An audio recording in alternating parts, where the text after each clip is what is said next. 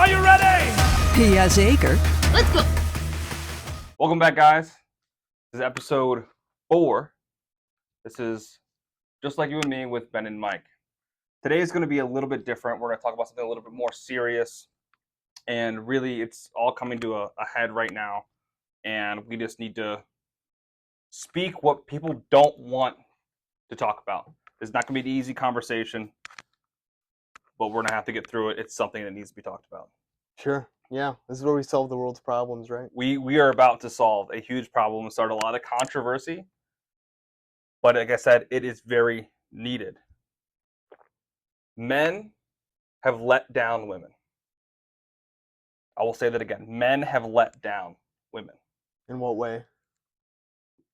As men, we are called to be the protectors of the family, protectors of the women, the children, everybody. Mm-hmm. That does not just mean physically protecting. That means protecting their bodies, their minds, and watching out for them in every realm of human endeavor. Everything. We are not doing that right now. Mm-hmm. We are actively sexualizing women on a daily basis, and we are letting that continue to happen. We cannot continue and stay idle as this is happening. It is very normal in society for a woman to wear cropped clothes to strike the attention of men. That is our fault for giving them attention and making them feel that they have to use their bodies to make them have any self-worth when their worth is far beyond what they physically look like. And it saddens me to know that this is the society we live in right now. Mm-hmm. Women are sexualized on a regular basis. They're selling their bodies on the internet. And men are sitting there and saying, "Yeah, it's normal." Yeah. We can't do that. It pains me. It really physically hurts. Yeah. Yeah, I'm sure there's a lot of stuff that could go into that, right? You can talk about fractured families. You can talk about social media. You can talk about just the commercialization of women and like women's clothing, just different marketing strategies. Everything, all the above kind of goes into the decision, right?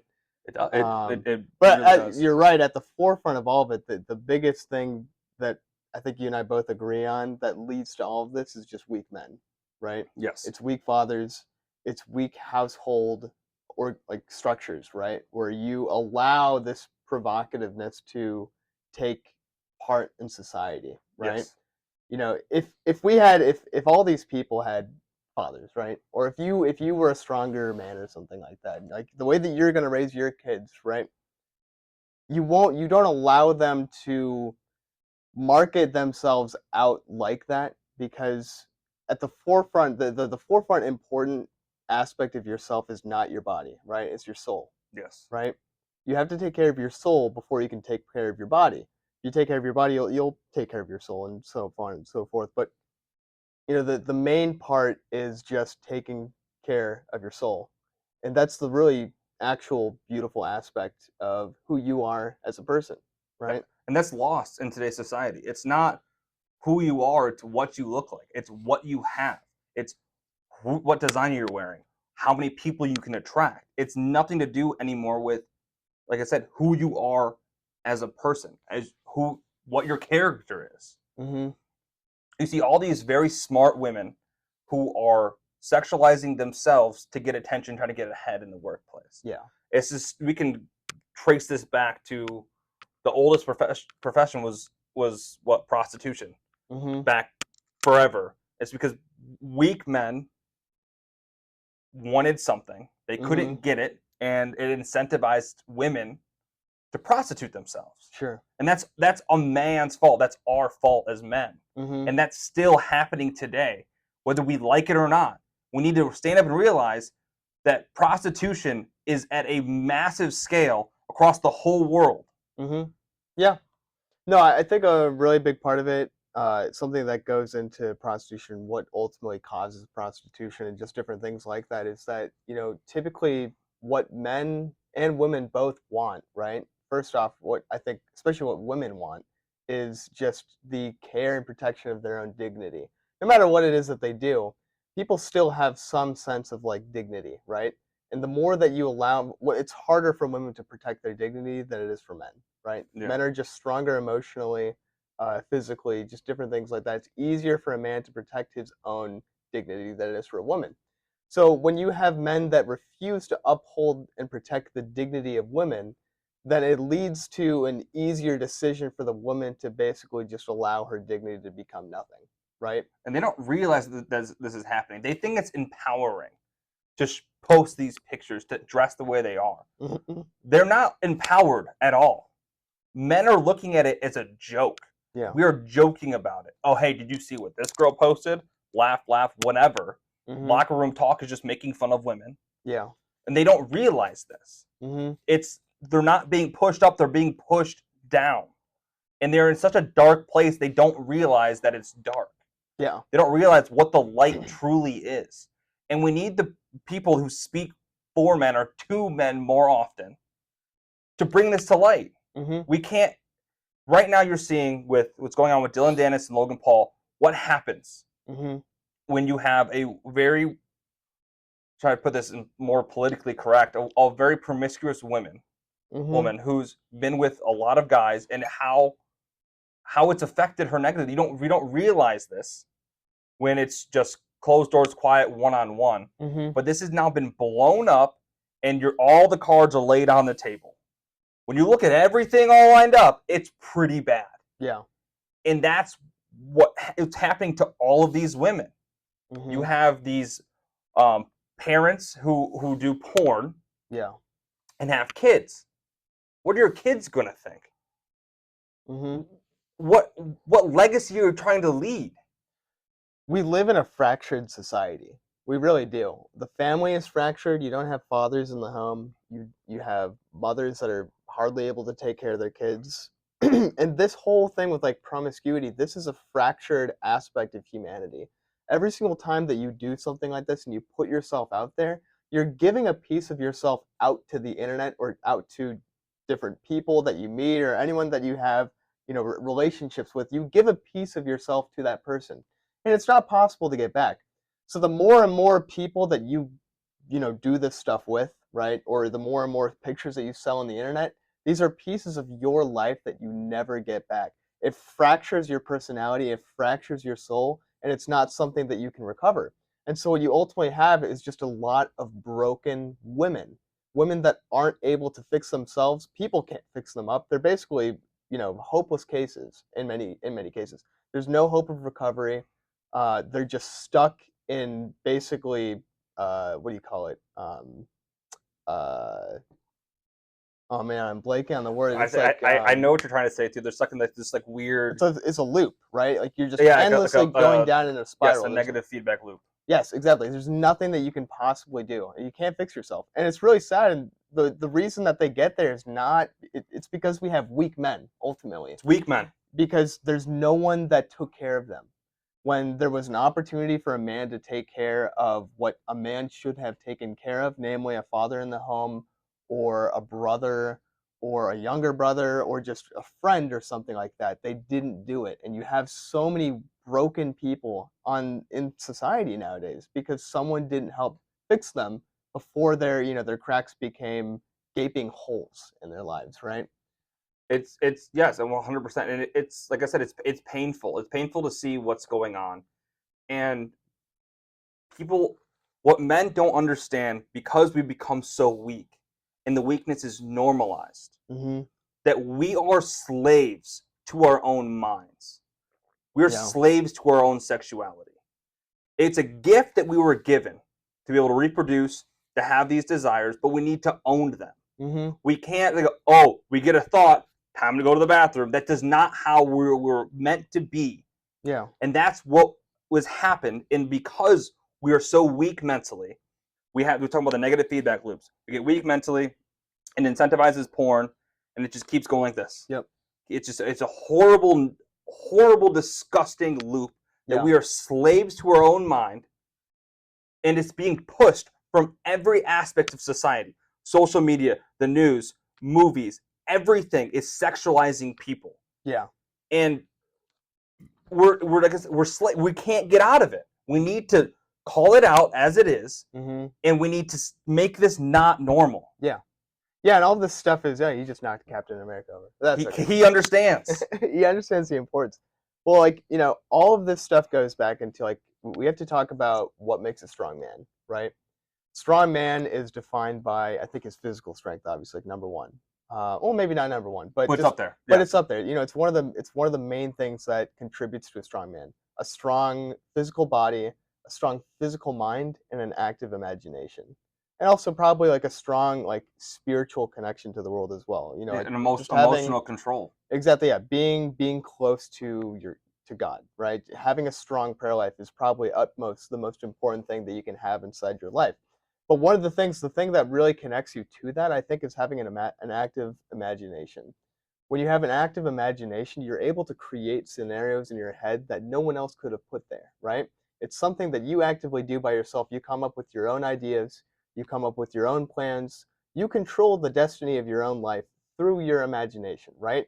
Before you have any sort of thought or direction of where you want to go in life, your imagination takes you there first. It's not possible to do anything without having prior thought about it in your imagination. So, first and foremost, that imagination, we can see how important that is because you can't make plans without it. You can't create any plans without it, and you can't act on the plans without it, right?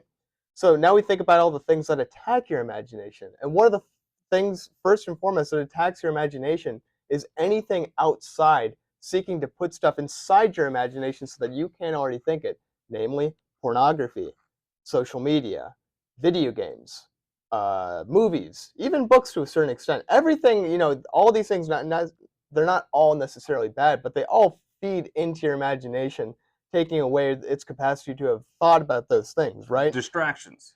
Yeah. To a certain degree, I would just say, like, I mean, you have to fill your imagination with good things, right? You have to read good books. You have to watch good movies. You can play video games, but don't play bad video games, right? You can play good video games. It's the same thing with pornography. Pornography doesn't add anything to your mind because it only, like, it is simply there for a dopamine release. There's no idea to it. It basically, it just goes with your very base carnal pleasures and desires, right? Mm-hmm. It does nothing for you mentally. It doesn't add strength to you. It doesn't add mental strength to you. It doesn't help you with your spiritual connection to the It world. does absolutely nothing for you, like you Right. said.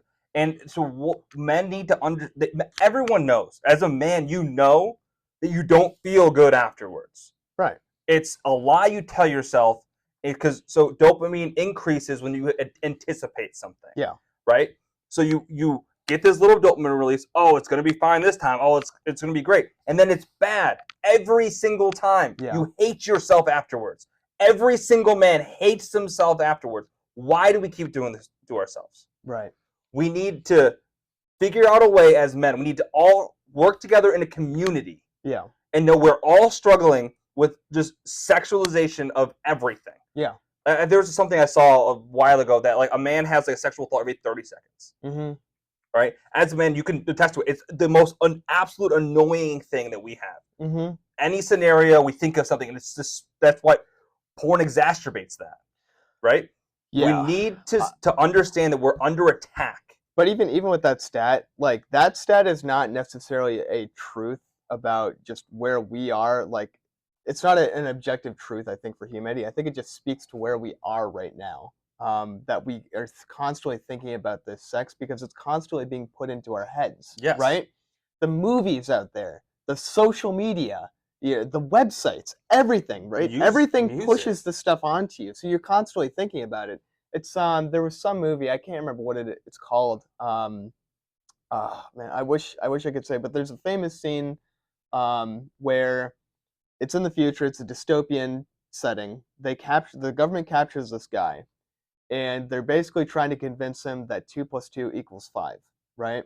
And so they're starting to try to like hypnotize him, and they just tell him, "What's 2+2?" And he says 4.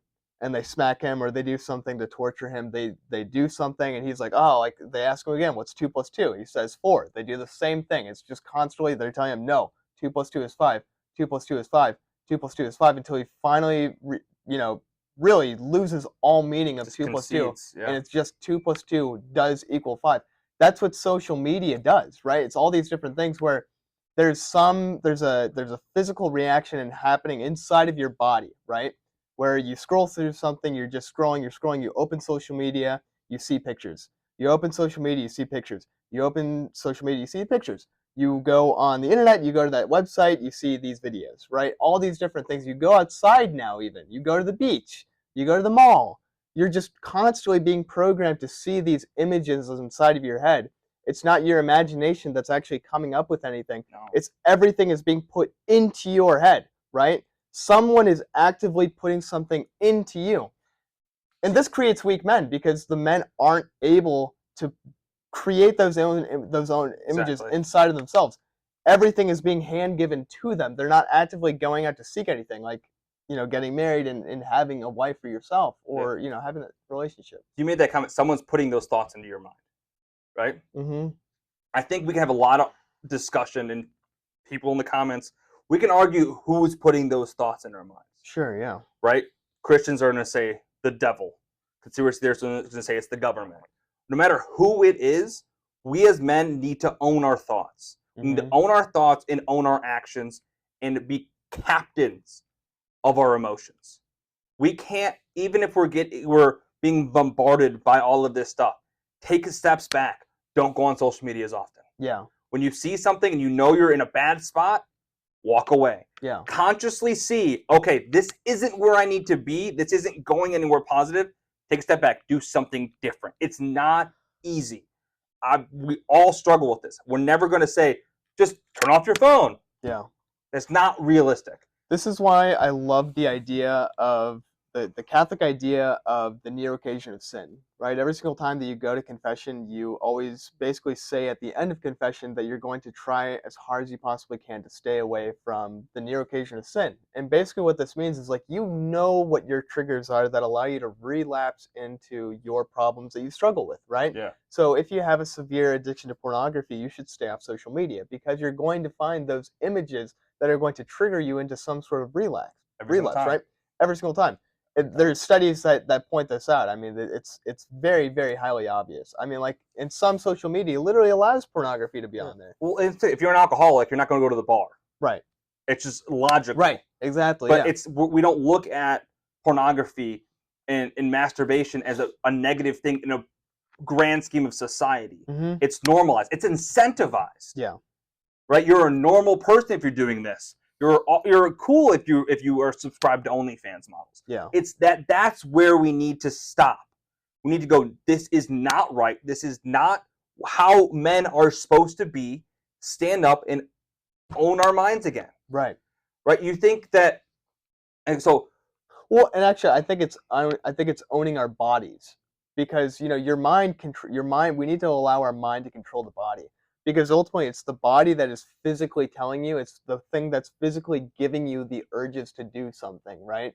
If your mind is strong, right, and it's able to resist those temptations, that's the thing that we really want to build, I think, right? I think I think you're definitely correct. I mean, yeah, your body has urges and your mind has to tell it to stop. Yes. And it's not easy. And if you look at examples of I always will go back to Andrew Tate, just because he speaks a lot of truth. I don't agree with everything he says. He does some things that I would never do or even agree with. Mm-hmm. But how he's talked about pornography and how negative it is, how he talks about promiscuous women, incentivizing that, is very powerful. I think people should, when they ever hear those things from him, listen to it a little bit. Mm-hmm. Don't just say who he is and say, don't do it. But figures like Andrew Tate, Justin Waller, these prominent male figures need to come out against this culture of just sex. Mm-hmm. They need to stand up against it. You're getting it a little bit. There's some podcasts talking about women's like, you are 30 years old with a kid, you have 100 bodies, a high respected man's not going to go after you. Yeah. And they're realizing, oh, wait a minute, you're kind of right. Yeah. Those conversations need to keep happening. We need to do them in a respectful way. Yeah. Because you need to understand, we're blind to it. Yeah. We're so desensitized to the sexualization of women and men and just the normality of it, Mm-hmm. that we need to open our eyes and go, whoa, whoa, whoa.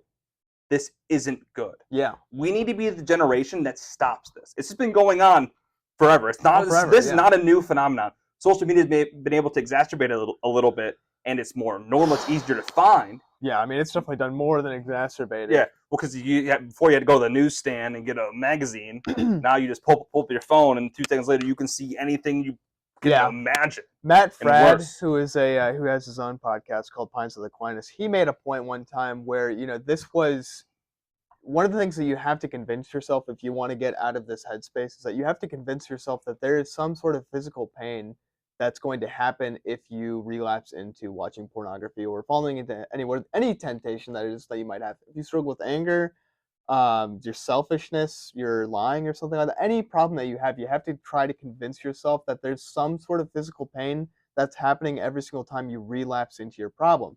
So back in the day, like you said, it was easier because if you had to relapse into porn, you had to pay $20 to go do that. Yeah. It's not the case now. It's so much easier because now you can just do it for free by going onto Google, right? Doing a quick little search and just finding something super easily, right? It's literally free. But like we said, you know, this is part of the reason why we need stronger men, right? Yeah. Because men ultimately are the demand for all the supply that's going around. We are. As sad as it is, we are the root of this problem. Yeah, I mean, I believe, I have to fact check this stat, but I believe that like 90% of account subscriptions on OnlyFans are male. I believe. It's something ridiculous. It might be 85 or something like that. We can look it up later, but I'm sure no one is going to argue against that. Right. But I mean, that stat right there just tells you that if you had men that were able to control their thoughts, right? They were able to control their urges to basically try to hide themselves away from this evil that they're allowing themselves to fall into, the supply would fall like crazy, right? Oh, 100%. If we could just stop for like 1 month or 1 week, right? If we could stop for just 1 week, if every single male day. Can you imagine the damage that would happen to these companies if for one whole day nothing was watched? It'd be absolutely insane. Think about what happened with the Bud Light. Yeah. Right? People stood up. They lost billions of dollars. This is a billion-dollar industry. Yeah. The porn industry, and just it leaks into everything else, but the porn industry specifically, we all stopped. Yeah. Just stopped. Controlled ourselves just for a week, a day. Yeah. With the ripples across the world. Mm-hmm. And that's what men need to be doing. Yeah. We need to stand up, fight the good fight, realize we're not perfect beings. The issues in this world come from us. Yeah. And change it. We can't blame other people for it. Oh, she dressed like this and it's her fault. No, it's not. You didn't have control of your mind and your body. Yeah. And you did something from that. It's not her fault. It's your fault. Yeah, for allowing it. Yeah. Yes, we need men to stand up and fight the good fight. Yeah. No, I mean, it's taking accountability for our actions, right? You need to just stand up, control what you do, and don't blame it ever on anyone else. There's no point for that. You can't control what you can't control, but you can control what you can. Super obvious statement, right? So many people have an issue with that because they don't realize. They always think like, oh, well, this caused me to do this caused me to do it. And then ultimately the question that you just have to ask yourself in the end is, did you do it? Who did it? You did it, right? No one you else were the did one it. who did it. Yeah. You know, and it's the same thing for success, right? Success is the same way. Ultimately, yeah, there's a lot of stuff that might cause it, but at the end of the day, who succeeded? Was it you? You succeeded, right? Your actions. Exactly, yes. What you did. When you are able to hold yourself back from a temptation, that's huge, right? Yeah. And it's not because anyone else did it, it's because you did it, right? Yep. And we can figure into that conversation like grace, obviously, coming from God, right? But the whole idea is that it came from you. It originated in you, right? You are the purveyor of your own actions and your own deeds. If you don't do it, no one else will. No, you are the one who can make the change. Mm-hmm. You are the one who can be successful. And it starts with one tiny step. Don't just go cold turkey. It's never going to work. Everyone knows it doesn't work. Yeah. Get the small little wins to make yourself feel better. Yep. So you get an urge, take up your phone, walk outside, do push-ups. Smash it with a hammer. Smash with a hammer, throw it away. Done. Little steps. Yeah. So A little bit. I just snatched your hammer. little steps, big hammer. So start small. Realizing you have a problem is the first step of any issue. Sure. Yeah. They always talk about that. So you identify you have a problem. You know where you find your most temptations. Is it either at night, in the morning, when you're hungry, something. Take a step back and create a plan to stop. And every single day, get a little win. And if you fall, don't let that be the downfall. Oh, failed again. Guess I'm just back on the way. No, you fail. Failure is a part of life. Learn from failure.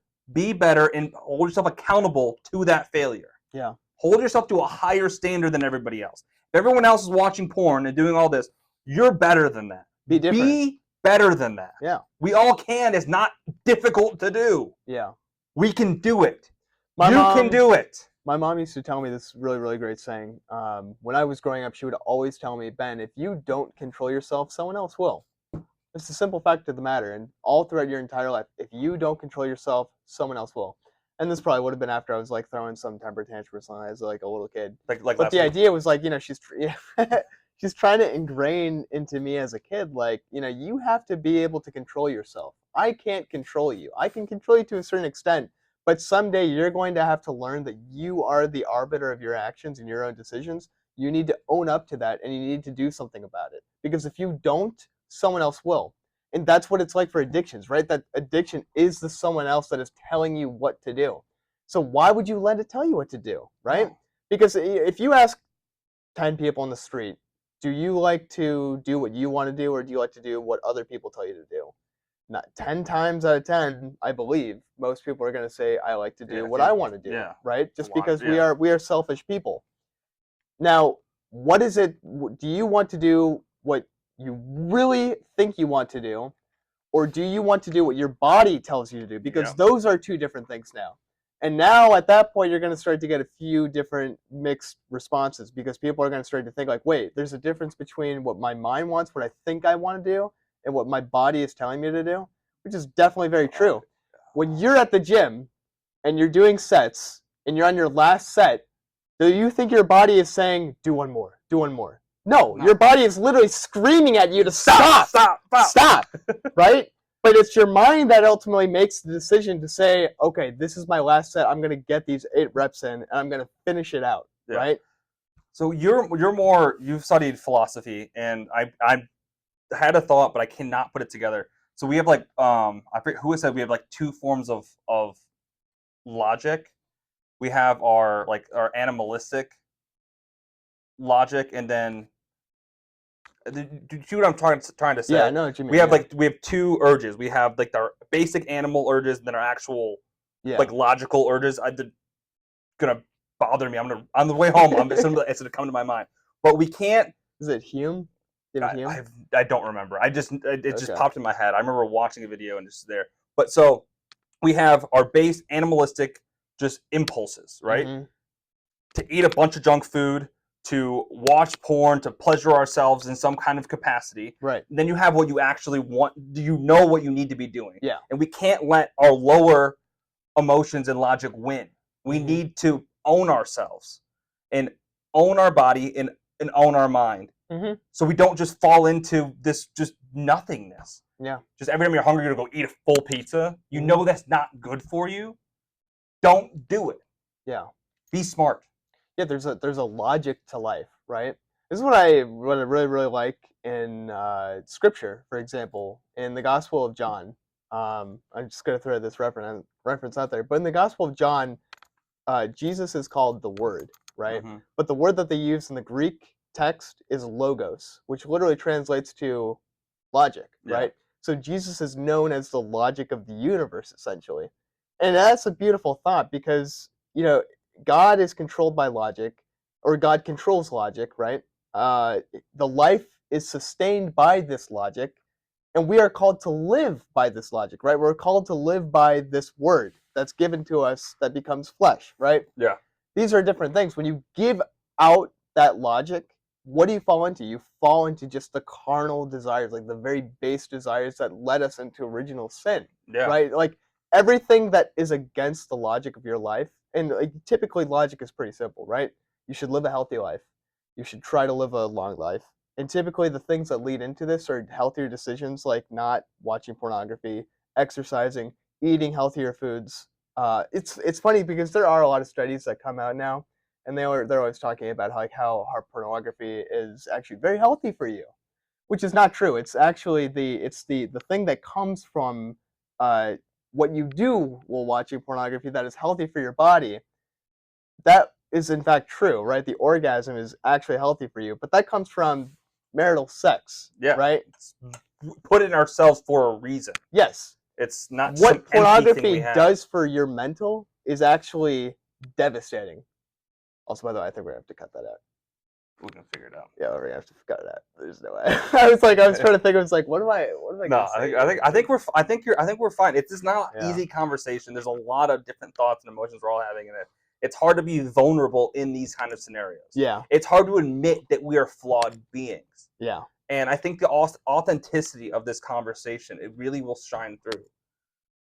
This is not easy. I was thinking on the way over here, like, what am I going to say? How am I gonna make this argument and not be looked at as just like Crazy. a crazy lunatic person who's like, oh, you don't want. I said, we're all flawed beings. Mm-hmm. This is not easy. We were made in the image of likeness of God. Sex was made for marriage, Mm-hmm. and we've lost that. Yeah. Our sexuality, like I said earlier, is a beautiful thing. Those desires between man and wife is beautiful. It produces a human person. Right. That's nothing else we can do can produce a human person. I can't love baseball so much that a baby will come from that. Right? That's the only love and only act that we can do as a human person will produce that kid. Yeah. Right? And we've lost that. We can dive into so many different rabbit holes, and I think we should at some point. I think we're coming up to, close to time. Yeah. And this was fantastic. I'm amped up. I would love to keep going. Mm-hmm. We're gonna continue this conversation next week. I think we'll just continue this. Yeah. This dialogue, podcast, conversation, something, whatever this is, whatever you want to call it. I appreciate you guys watching. We're getting some views. We appreciate it. Like, subscribe. Let us know what you want us to continue talking about. If you like this conversation, let us know. Yeah. And see you next week. Yeah. See you guys next week.